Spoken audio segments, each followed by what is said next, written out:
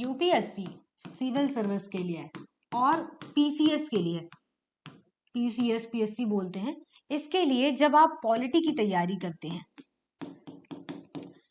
तो यहाँ पर राजनीति से रिलेटेड जितने इंपॉर्टेंट टॉपिक है वो आपकी एक ही बुक में होता है, एम लक्ष्मीकांत।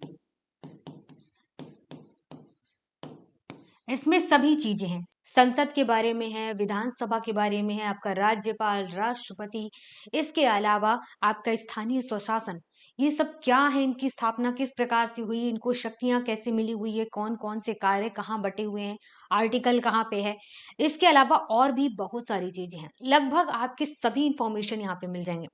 हाँ, जब बात आती है स्टेट पीसीएस की, तो क्योंकि राज्यपाल या फिर मंत्री की बात करें, मुख्यमंत्री की बात करें, स्थानीय स्वशासन में कुछ अधिकारों की बात करें, तो यहाँ पर आपको अपने स्टेट से रिलेटेड थोड़ा सा इंफॉर्मेशन ऐड करना पड़ता है।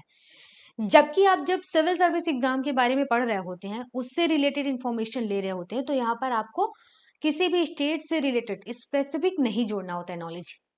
बस आपको लगातार पढ़ना होता है कि राज्यपाल क्या है, राज्यपाल की शक्तियां किस प्रकार से नियुक्ति होती है, किस प्रकार से हटाया जाता है, आर्टिकल में कहाँ पर इनको शक्तियां दी गई हैं। यूं समझिए कि आपका पूरा नॉलेज राजनीति से रिलेटेड एम लक्ष्मीकांत में है, तो आप ये बुक पॉलिटी के लिए पढ़ सकते हैं। बस ये है कि आपको इंटरेस्ट होना चाहिए।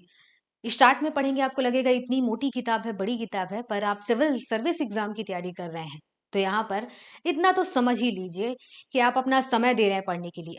महीने भर लग जाते हैं इसको पढ़ने में, बट हाँ, बहुत बढ़िया बुक है। एक दो बार पढ़ेंगे तो बहुत सी चीजें आपको समझ में आएंगी और फिर उसके बाद कुछ लाइनें हैं, कुछ चीजें हैं जो आपको बार बार फिर रिपीट करनी पड़ती हैं।